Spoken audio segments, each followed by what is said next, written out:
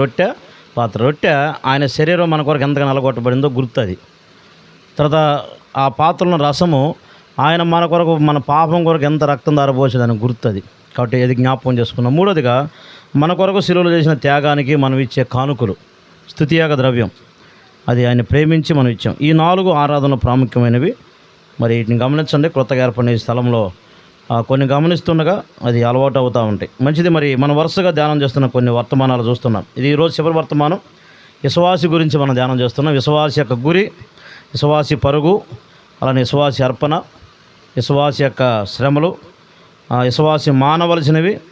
ఈరోజు మనం చివరి వర్తమానము విశ్వాసి యొక్క ఆధిక్యత ఏందో చూద్దాం. 33వ కీర్తన 12వ చరణం చదువుకుందండి. దేవుని వాక్యం చదువుకుందాం. 33వ కీర్తన 12వ చరణం, 467వ పేజీలో 33వ కీర్తన 12వ చరణం. యెహోవా తమకు దేవుడుగా గల జనులు ధన్యులు, ఆయన తనకు స్వాస్యంగా ఏర్పరచుకున్న జనులు ధన్యులు. అలానే క్రొత్త నిబంధన గ్రంథంలో యోధా పత్రిక 1వ అధ్యాయము 1వ వచనం. క్రొత్త నిబంధనలో యోధా పత్రిక అంటే ప్రకటన గ్రంథానికి ముందు ఉంటుంది. యోధా పత్రిక 1వ అధ్యాయము 1వ వచనం. యేసుక్రీస్తు దాసులను, యాకోబు సహోదరుడైన యోధా, తండ్రి అయిన దేవుని యందు ప్రేమింపబడి యేసుక్రీస్తునందు భద్రం చేయబడి పిలువబడిన వారికి శుభమని చెప్పి రాయినది. మరి ప్రార్థన చేసుకుందాం. దేవుని వాక్యాన్ని మనం ధ్యానం చేద్దాం. పరిశుద్ధులకు తండ్రి, మీకు స్తోత్రాలు చెల్లిస్తున్నాం. నన్ను జ్ఞాపకం చేసుకుని దీని చెప్పిన మీ ఆజ్ఞ మేరకు పమిడిమేరలో మీరు సంపాదించుకున్న స్థానిక సంఘాన్ని బట్టి, ఇక నమ్మి బాప్తిసం పొందిన మీ బిడ్డలందరం బట్టి స్తోత్రాలు. క్రమంగా జరుగుతున్న ఈ ఆరాధనలో ఈ దినం మీరు మహిమ పొందిన విధానం బట్టి వందనాలు. మీరు సర్వమానవాళి కొరకే ప్రాణం పెట్టి రక్తం ధారపోసి కొన్నారు.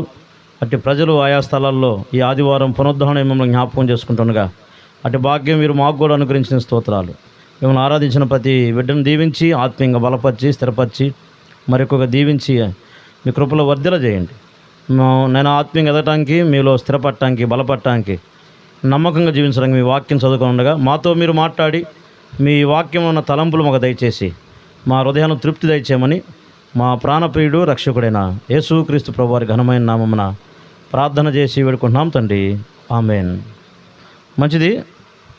మన చివరి వర్తమానం 7వ వర్తమానం విశ్వాసి ఆధిక్యతలు. ఈ లోకంలో మానవుని యొక్క ఆధిక్యత ఏంటంటే, తన దగ్గర ఉన్న డబ్బు ఉంటే ఇది నా ఆధిక్యత అంటాడు. తన దగ్గర మంచి ఉద్యోగం ఉంటే ఇది నా ఆధిక్యత అంటాడు. తనకు పొలాలు, ఇళ్ల స్థలాలు ఉంటే ఇది నా ఆధిక్యత అంటాడు. పేరు ప్రఖ్యాతులు ఉంటే ఇది నా ఆధిక్యత అంటాడు. లోకంలో మానవుడు తనకున్న కలిగిన వాటిని బట్టి ఇది నా కలిగిన ఆధిక్యత అంటాడు. అది ఎంతకాలం ఉంటాయి అంటే, ఆరోగ్యం ఉన్నంతకాలం, అండబలం, కండబలం ఉన్నంతకాలమే. లోకంలో మానవుని యొక్క ఆధిక్యత అది కొంతకాలమే. అది స్థిరమైంది కాదు, అది నిత్యమైంది కాదు.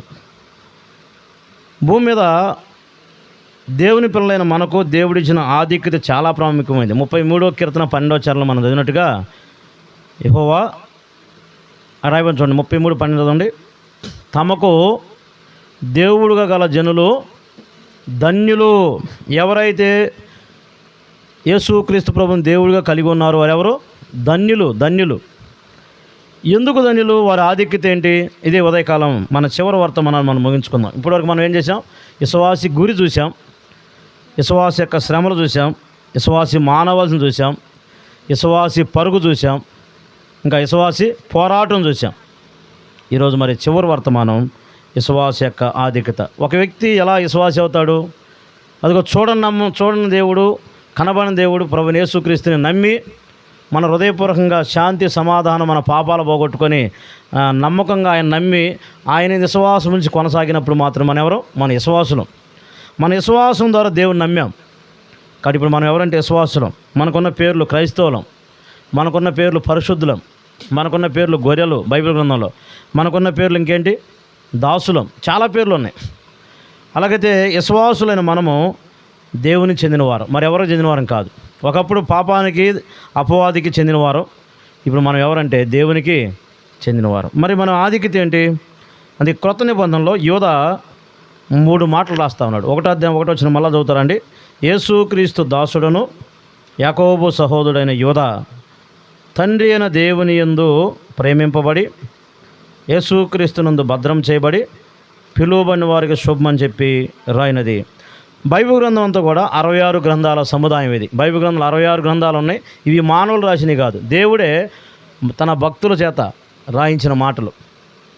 ఆయన పలికిస్తుండగా దేవుడు తన భక్తులు వాళ్ళు రాసిన మాటలు ఇవి.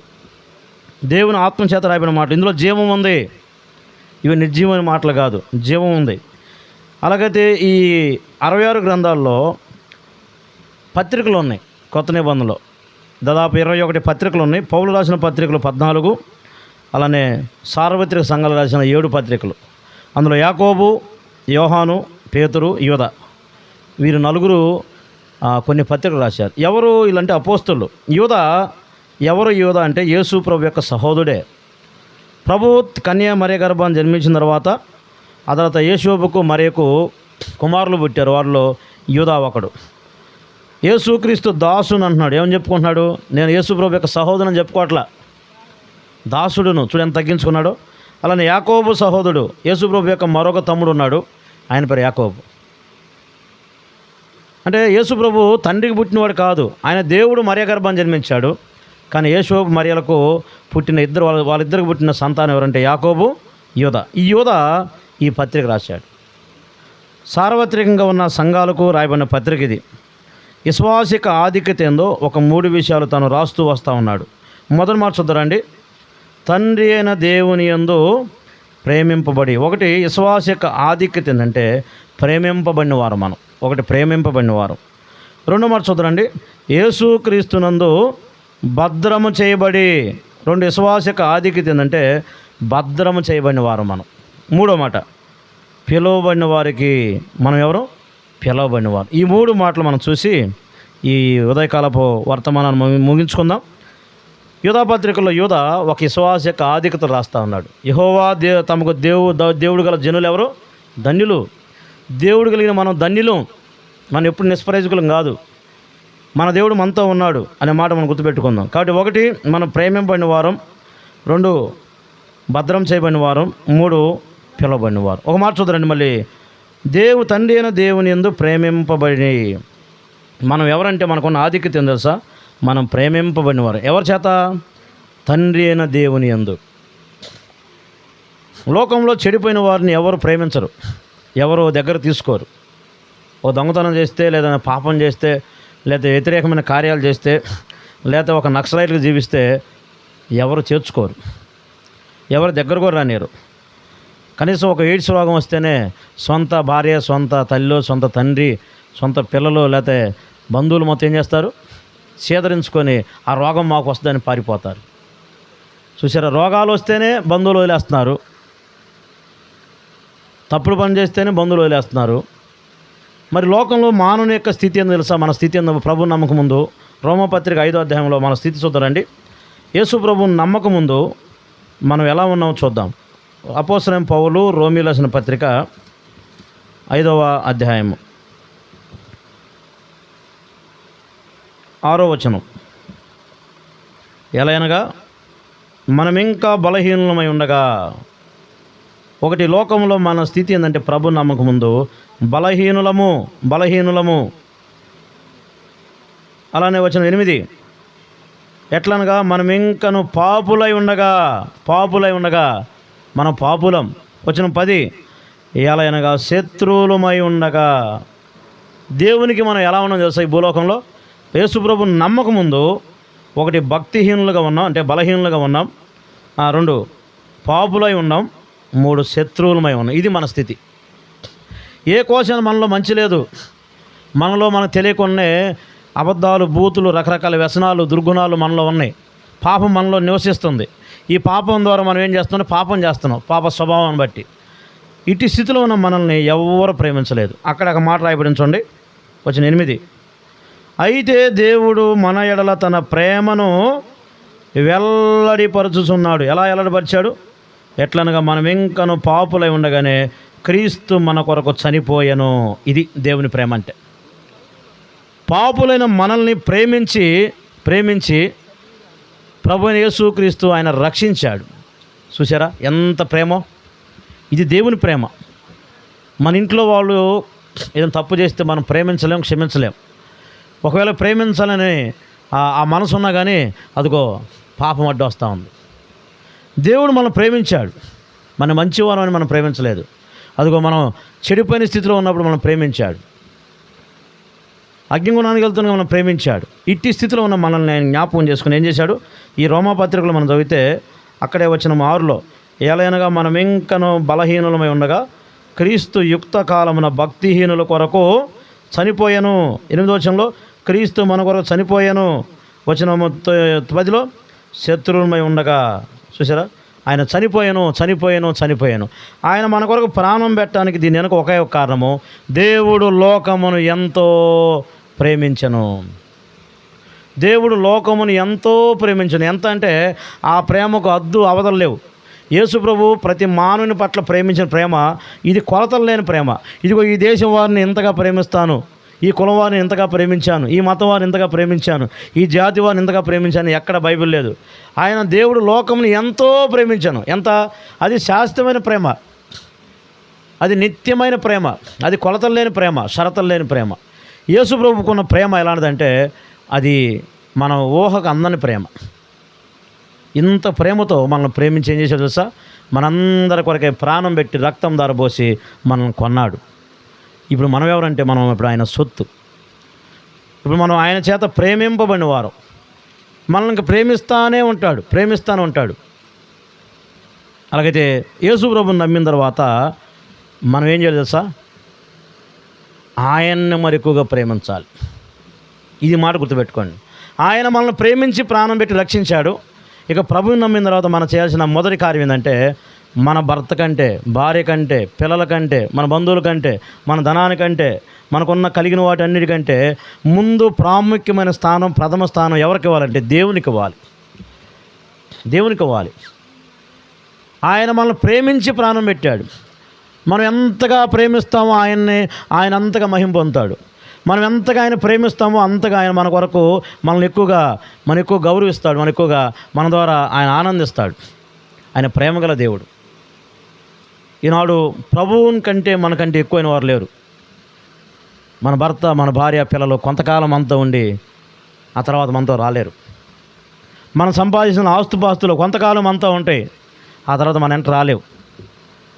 నీతో ఈ లోకంలోనూ పరలోకంలోనూ నిత్యం ఉన్న ఒకే ఒక దేవుడు, మనం ప్రేమించిన దేవుడు, మనం రక్షించిన దేవుడు ప్రభు అయిన యేసుక్రీస్తు మాత్రమే మనతో సదాకాలం ఉన్నాడు. ఆయన మత్తయి సువార్త 28వ అధ్యాయము చివరి మాట చూడండి. ప్రభువు ఎంతకాలం మనతో ఉన్నాడో చూద్దాం. మత్తయి సువార్త 28వ అధ్యాయము 20వ వచనం. ఇదిగో యుగ సమాప్తి వరకు సదాకాలం మీతో ఉన్నాను. చూసారా, యుగ సమాప్తి వరకు సదాకాలము నీ కష్టకాలంలో, నీ నష్టకాలంలో, నీ ఇరుకులో, నీ ఇబ్బందులో, నీ ఆవేదనలో, నీ దుఃఖంలో, నీ కృంగిని స్థితిలో నువ్వు ఎక్కడున్నా, ఏ ప్రాంతంలో ఉన్నా, ఏ విధంగా ఉన్నా నీతో సదాకాలం ఉన్న దేవుడు భూలోకంలో ఉన్నాడు. అదిగో పరలోకంలో నీతో ఉన్నాడు. ఆయన విడిచిపెట్టేవాడు కాదు. ఇప్పుడు నిన్ను ప్రేమించిన వారు డబ్బు ఉంటే నిన్ను ప్రేమిస్తారు, నీ దగ్గర అందం ఉంటే ప్రేమిస్తారు, నీ దగ్గర ఆరోగ్యం ఉంటే ప్రేమిస్తారు, నీ దగ్గర అంతస్తులు ఉంటే ప్రేమిస్తారు, నీ దగ్గర అండబలం కండబలం ఉంటే ప్రేమిస్తారు. కానీ రేపు ఇవన్నీ పోతే ఎవరు రారు. కోట్లు ఆస్తున్న వ్యక్తి కూడా ఒంటరిగా జీవించడం కారణం ఏంటంటే అతని దగ్గర ఆస్తి అంతా పోయినది ఎవరు అందరూ విడిచిపెట్టారు. లోకం చాలా మాయ. ఇక్కడ ఆకర్షణ మాత్రమే ఉంది. ప్రభువు అలాంటి వాడు కాదు. మనల్ని ఎప్పుడు మోసం చేయడు ఆయన, మనల్ని ఎప్పుడు విడిచిపెట్టడు ఆయన. మనం ఒకవేళ ఆయనకు దూరంగా ఉన్నా కానీ మనల్ని దగ్గర తీసుకునే దేవుడు, తన దగ్గరికి చేర్చుకునేవాడు. ఒకవేళ మనం తప్పిపోయే స్థితిలో ఉన్నా ప్రేమించి మనల్ని సరిచేసి మళ్ళీ తన వైపు తిప్పుకునేవాడు. అలాగే విశ్వాస యొక్క ఆధిక్యత ఏంటంటే ఆయన చేత మనం ప్రేమింపబడినవారు. ఎంతకాలం మనం ప్రేమిస్తాడు? ఎంతకాలం ప్రేమిస్తాడు. ఆయనకి మన పట్ల ప్రేమ చూపుతానే ఉంటాడు. నమ్మిన తర్వాత ఆయన ప్రేమ కార్యాలు మన పట్ల జరిగిస్తూనే ఉంటాడు. ఒకప్పుడు శిలువ కార్యం జరిగించి రక్షించాడు. ఇక రోజు మన జీవితంలో ఆయన ప్రేమ మనం ఎంతగా ప్రేమిస్తామో, ఆయన ప్రేమ కొరకు మనం ఎంతగా ఎదురు చూస్తామో, ఆయన ప్రేమించడం మనం ఎంతగా నేర్చుకుంటామో మన పట్ల ఆయన కార్యాలు అంతగానే ఉంటాయి. పేతురు దగ్గరకు వస్తే చనిపోయి తిరిగి లేచిన తర్వాత, పేతురు నన్ను ప్రేమిస్తున్నావని మొదటిసారి అడిగాడు. అయితే నా గొర్రెలు కాయమన్నాడు. మళ్ళా వచ్చి రెండోసారి, పేతురు నన్ను ప్రేమిస్తున్నావా అని అడిగాడు. అయ్యా నీకు తెలుసు కదా ప్రభు అన్నాడు. అయితే నా గొర్రెలు కాయ అన్నాడు. మూడోసారి మళ్ళీ అడిగాడు ప్రభు, పేతురు నన్ను ప్రేమిస్తున్నావా? ఇంకా పేతురు ఇంకా తట్టుకోలేక, నాకంటే నీకు ఎక్కువ తెలుసు కదా అయ్యా, నేను ప్రేమిస్తాను లేదో నా మనసు నీకు తెలుసు కదని పేతురు తొందరపడ్డాడు. చూసారా?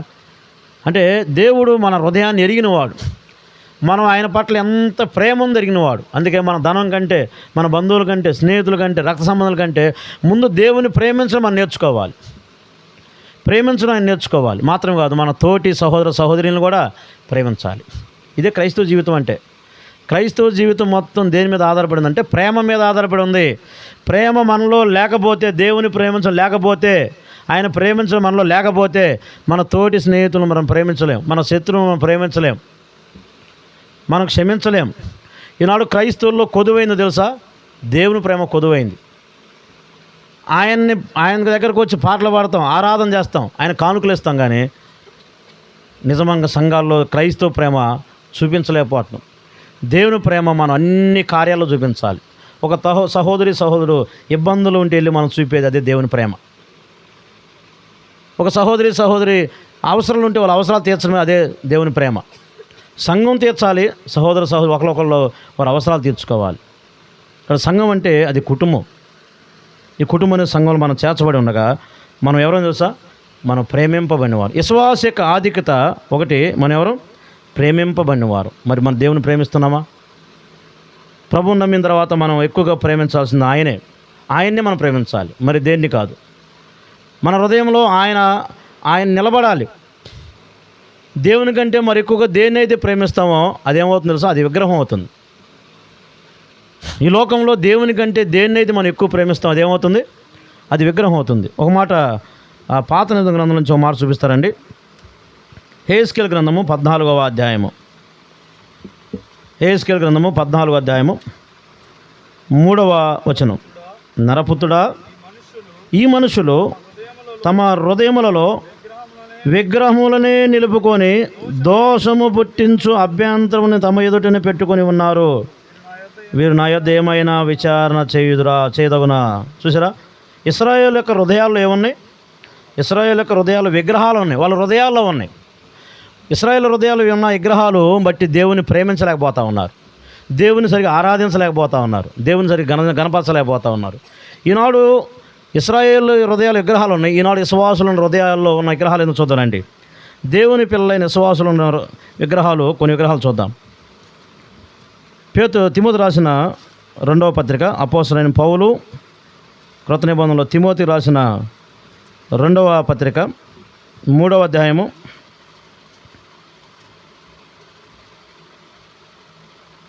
4వ వచనం. ద్రోహులు, మూర్ఖులు, గర్వాంధులు దేవుని కంటే సుఖానుభావం ఎక్కువగా ప్రేమించువారు. చూసారా? దేవుని కంటే దేన్నైతే మనం ఎక్కువగా ప్రేమిస్తామో అదే విగ్రహం. దేవుని కంటే మనం ఎక్కువగా దేన్నైతే ప్రేమిస్తామో అదే విగ్రహం. ఇక్కడ ఏం రాబడింది? దేవుని కంటే సుఖానుభావం ఎక్కువగా ప్రేమించువారు. ఈనాడు విశ్వాసుల యొక్క హృదయాల్లో ఉన్న ఒక విగ్రహం ఏం తెలుసా? సుఖం సుఖం సుఖం సుఖం అనే విగ్రహం ఈనాడు విశ్వాస హృదయాల్లో గూడు కట్టుకొని ఉంది. దేవుని సన్నిధి కంటే మనకి ఏది ముఖ్యం కాదు. దేవుని సన్నిధికి వచ్చుట్లో, ఆయనకి ప్రేమించట్లో, మన అర్పణలు అర్పించట్లో ఇదే మన దేవుని ప్రేమించినట్టు. అందుకే ప్రతి బైబిల్ తరగతికి, ప్రతి జ్ఞాపకం కుడికి, ప్రతి ఆరాధన కుడికి, అలానే మధ్యలో జరిగే కుడికలకు మనందరం చేరి వస్తున్నాం. మంచిదే. ఈ యొక్క ఆత్మలో తీవ్రత, ఈ ఆసక్తి చివరి వరకు ఉండాలి, ఆగిపోకూడదు. చివరి వరకు ఉండాలి. మీరు ఇదివరకు కనపరిచిన ఆసక్తిని తుదమట్టుకు మీరు కనపరచాలి అని ఎబ్రీ పత్రికలో రాయబడి ఉంది.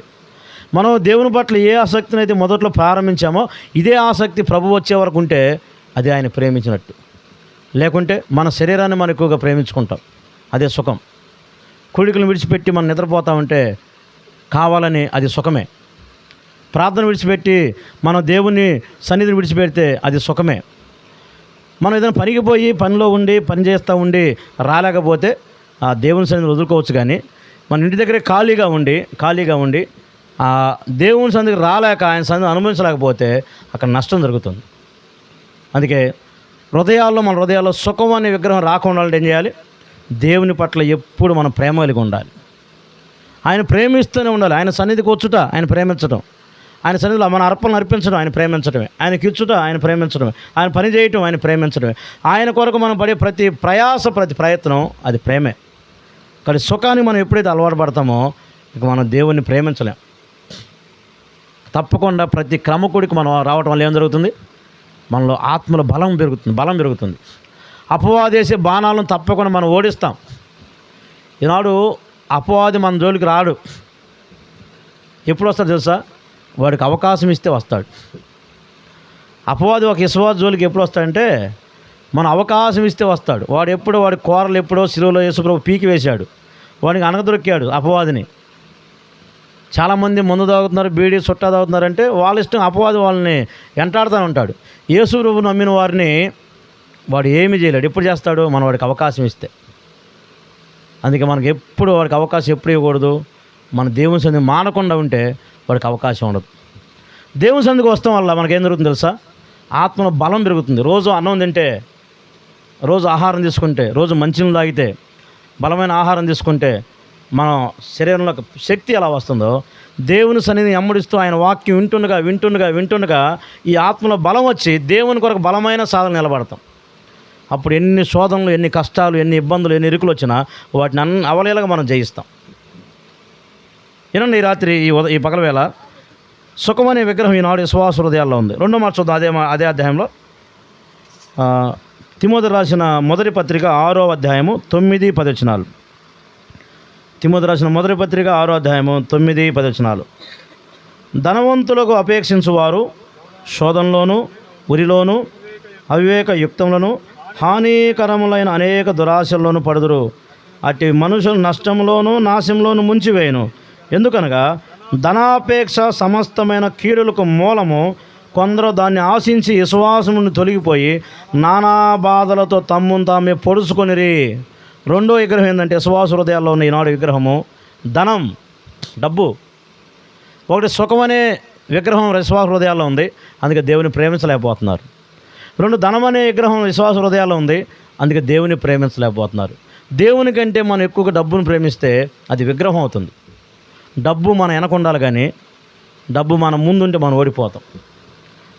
దేవుని పిల్లైన మనము మన డబ్బుని ఎప్పుడు ముందు పెట్టుకోకూడదు. ఇలా ఆశించేవారు కొంతమంది 10 వచనం చూడడం వల్ల 6:10. ఎందుకనగా ధనాపేక్ష సమస్తమైన కీడులకు మూలము. ధనాపేక్ష, ధనవనలా. ఇక్కడ ధనం సంపాదించడం మంచిదే. పిల్లలకి డబ్బు సమకూర్చుకోవాలి, వాళ్ళకి ఇల్లు కట్టాలి, వాళ్ళకి ఆస్తులు సమకూర్చాలి, మంచిదే. అంతకంటే ఆశించి దేవుని కంటే ఆశించి మన ఆరోగ్యం పాడు చేసుకుంటూ ఆశించి ముందుకెళ్తే ఏమవుతుంది? కొందరు దాన్ని ఆశించి ఏమయ్యారు? విశ్వాసం నుండి తొలగిపోయారు. చూసారా? ధనాన్ని ఎక్కువగా ఆశించి మనం కష్టపడితే మన విశ్వాసం తొలగిపోతుంది. తమ్మును తామే పొడుచుకొని చనిపోయారు. చూసారు ఎంత దారుణం? ఈనాడు డబ్బు వల్ల కుటుంబాలు నష్టపోతున్నాయి, డబ్బు వల్ల ఆత్మీయ జీవితాలు నష్టపోతున్నాయి, డబ్బు వల్ల సమస్యలు ఎక్కువ అవుతాయి. ఈనాడు ప్రపంచం అంతా కూడా ఆర్థిక సంబంధమైన లావాదేవీలే. ఉదయకాలం లెగిస్తే డబ్బు డబ్బు డబ్బు, గుండె లోపలేమో డబ్బు అంటుంది, పైన మాత్రం పెదాలు డబ్బు డబ్బు డబ్బు డబ్బు. అయ్యా, డబ్బు లేకపోతే ఎలా బతుకుతాం? బతుకుతాం, మంచిదే, దేవుడు ఇస్తాడు. ఆకాశ పక్షులు చూడి అవి విత్తవో కోయవో. ఆకాశ పక్షులు చూడి అవి విత్తవో కోయవో, దేవుడు వాటిని పోషిస్తున్నాడు. మీ తల వెంట్రుకలు లెక్కింపబడి ఉన్నవి అన్నాడు దేవుడు. మన తల వెంట్రుకలు మనం లెక్కించలేం, దేవుడు లెక్కించాడు. మన స్థితి ఏందో, మన స్థాయి ఏందో, మన సామర్థ్యం ఏందో, మన శక్తి ఏందో, మన భక్తి ఏందో దేవునికి తెలుసు. మనం ఎలా పోషించాలని తెలుసు, మనల్ని ఎలా నడిపించాలని తెలుసు. అయితే ఆయన రాజ్యం నీతి మనం ఎప్పుడైతే మొదట వెతుకుతామో మనకు కావాల్సిన వాటన్నిటిని ఇస్తాడు. నీకు ఏది కావాలో అది ఇస్తాడు. కింద స్థాయి నుండి పై స్థాయికి ఎంతోమంది దేవుడు తీసుకొచ్చాడు. దేవుడు గొప్పవాడు, ఆయన విడిచిపెట్టేవాడు కాదు. ఎన్ని అప్పులున్నా పోతాయి, ఎంత అనారోగ్యం ఉన్నా పోతుంది.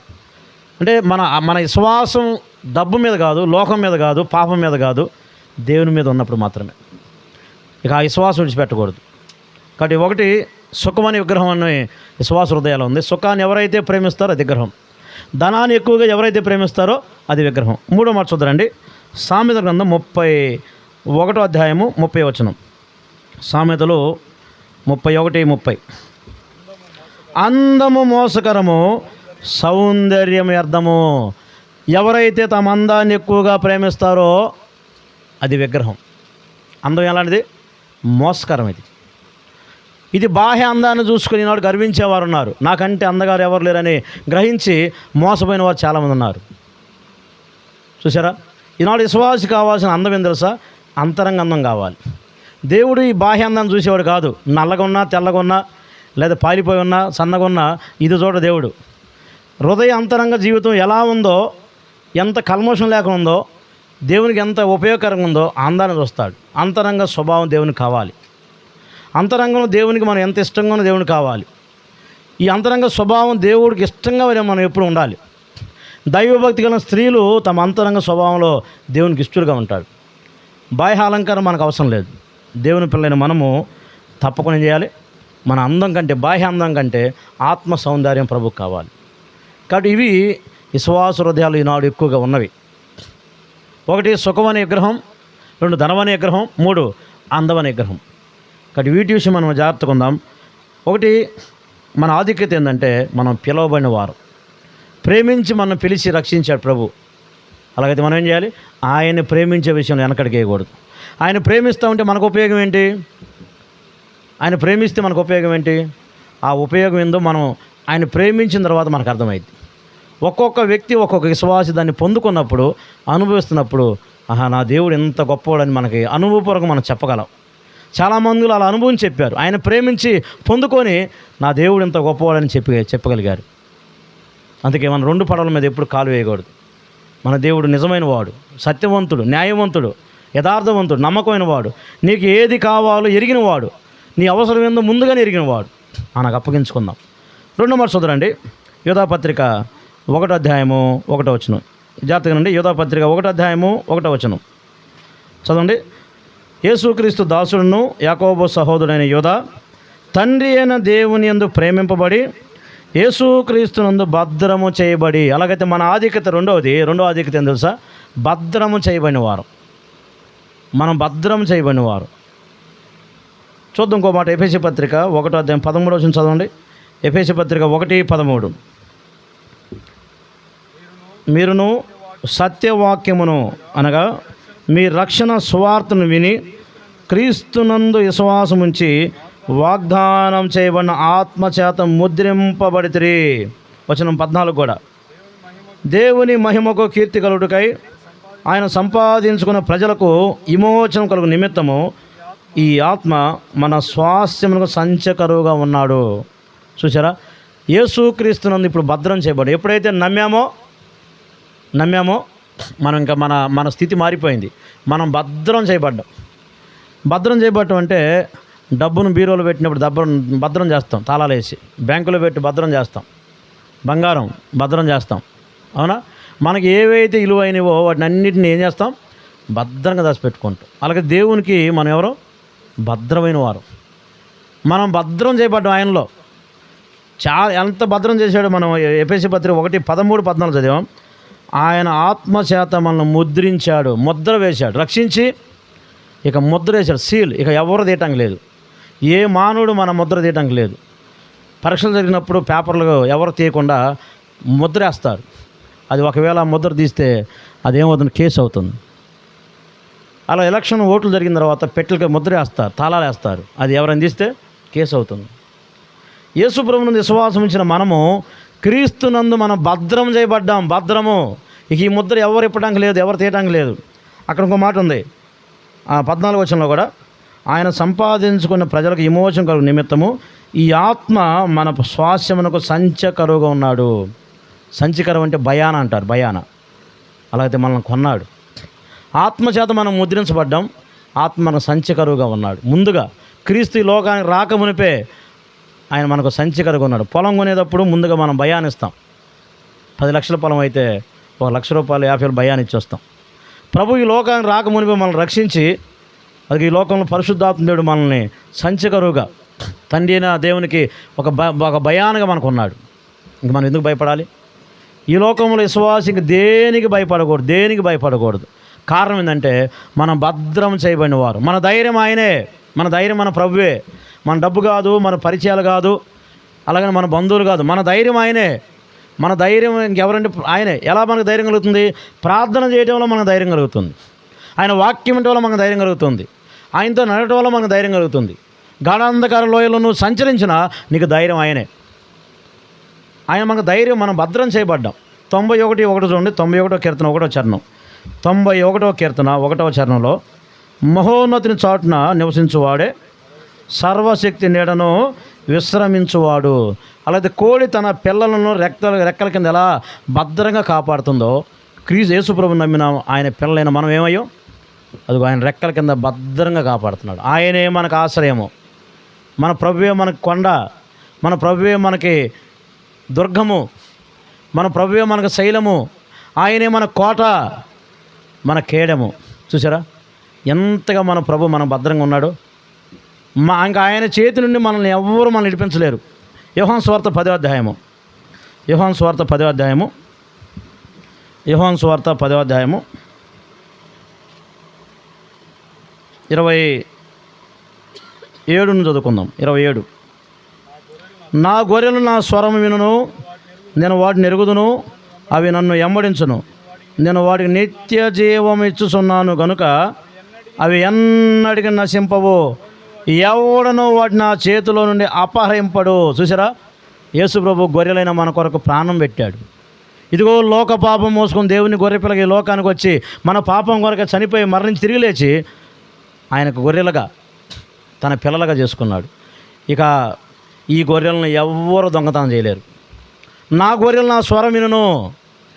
నమ్మిన వారిలో ఉన్న గొప్ప ఆనందం ఏం తెలుసా? ఇక నమ్మిన తర్వాత ఆయన సన్నిధి అంటే ఇష్టం ఉంటుంది, ఆయన మాటలు అంటే ఇష్టం ఉంటాయి, ఆయన కొరకు పరిగెత్తాలని, ఆయన కొరకు నిలవాలని, ఇంకా ఆయన కొరకు ఉండాలని. ఇది నమ్మిన వాళ్ళు నిజమైన ఆనందం.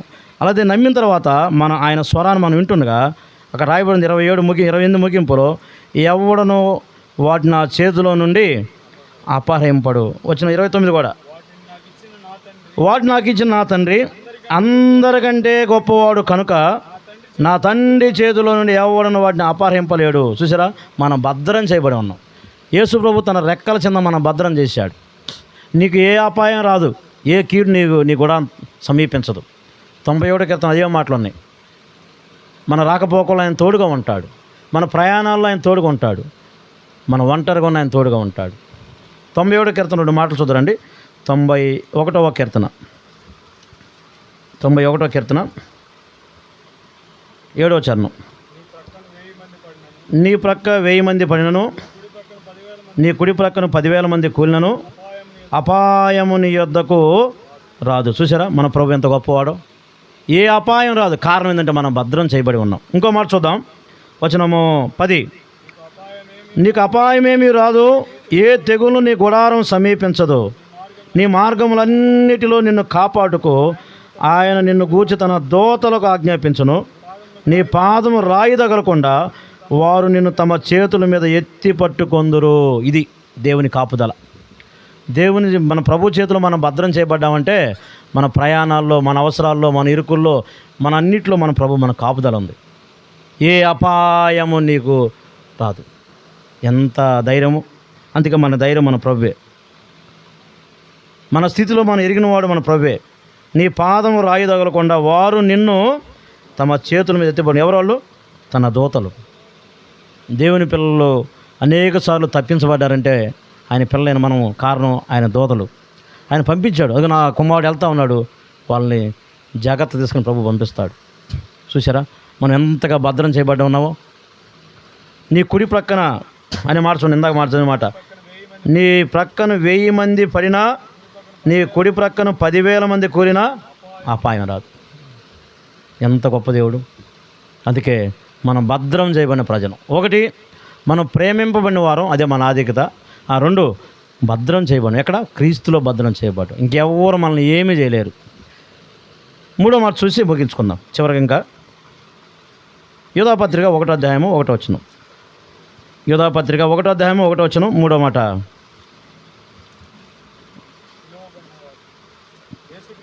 యేసుక్రీస్తు దాసుడును యాకోబు సహోదరుని యూదా తండ్రి అయిన దేవుని యందు ప్రేమింపబడి యేసుక్రీస్తునందు భద్రం చేయబడి పిలువబడిన వారికి ఎలాగైతే మన ఆధిక్యత ఏం తెలుసా? మనం పిలువబడిన వారం.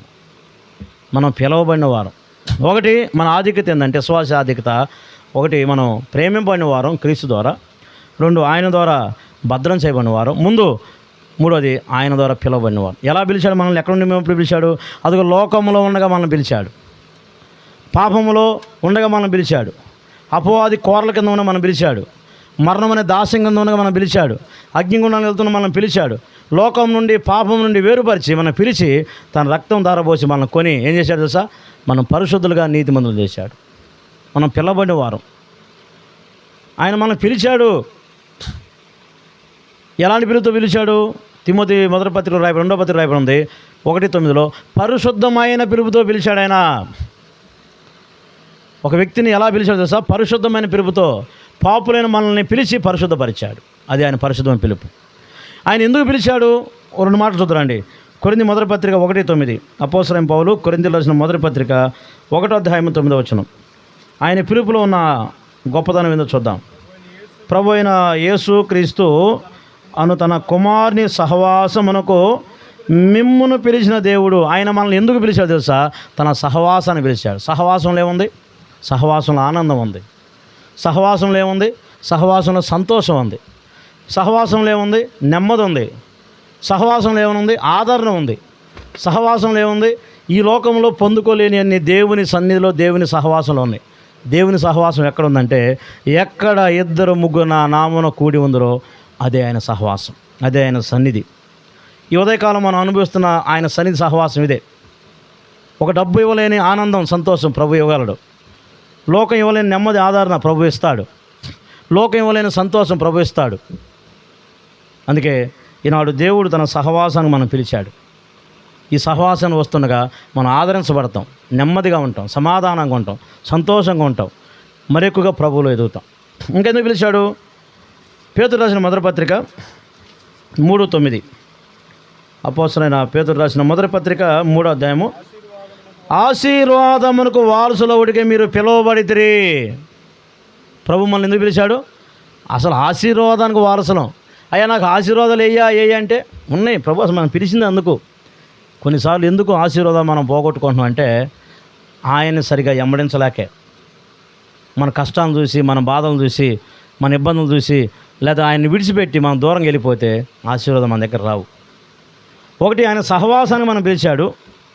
2 ఆశీర్వాదానికి వారసులు అవడానికి పిలిచాడు. ఏ ఆశీర్వాదం? ఆత్మ సంబంధం ఆశీర్వాదం, పరలోకం, ప్రార్థన, రక్షణ, సువార్త. ఇవి ఆత్మ సంబంధం ఆశీర్వాదాలు, వాక్య ధ్యానము. అయితే భౌతికంగా ఒక విశ్వాసి హెచ్చించబడతాడంటే హెచ్చించబడతాడు, దేవుడు ఆశీర్వదిస్తాడు. మన పిల్లల్ని, మన పిల్లల్ని, మన కుటుంబాలను ఆయన ఆశీర్వాదం చేస్తాడు. ఇశ్రాయేలుకి ఇచ్చిన వాగ్దానం అదే. నువ్వు నా మాటలు జాగ్రత్తగా విని ఎడలా, నా మాటలు నువ్వు గైకొని ఎడలా, నా యందు నువ్వు భయభక్తులుగా నడిచిన ఎడలా, ఇదిగో 1000 తరాలు నీ కొన్ని తరాల వరకు నీ పిల్లలను ఏం చేస్తాడు? ఆయన ఆశీర్వదిస్తానన్నాడు, దీవిస్తానన్నాడు. పిల్లరా, నేడు మీరు నమ్ముకున్న మీ తరం, మిమ్మల్ని బట్టి అనేకులు ప్రభు దగ్గరకు వచ్చినప్పుడు, మీ పిల్లలు వచ్చినప్పుడు వారు ఆశీర్వదించబడతారు. వారి తరం ఆశీర్వదించబడుతుంది. ఒక ఇంట్లో మంచి ఉద్యోగం వస్తే, కలెక్టర్ ఉద్యోగం వస్తే ఆయనతో ఆగిపోదు.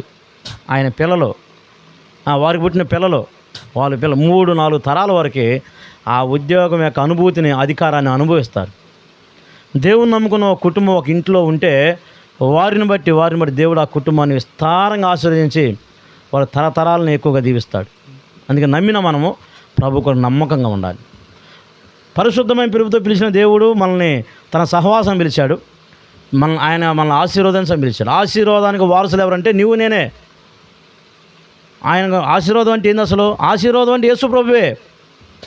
ఆయన వెంబడిస్తుండగా, ఆయన ప్రేమిస్తుండగా, ఆయన కొరకు జీవిస్తుండగా, ఆయన మాటలు ఉంటుండగా మనకి ఏం కావాలో ఇస్తాడు. ఆయన ఆశీర్వాదాలన్నీ ఆయన దగ్గర ఉన్నాయి. ఏ పాస్టర్లో లేదు, ఎక్కడ లేదు.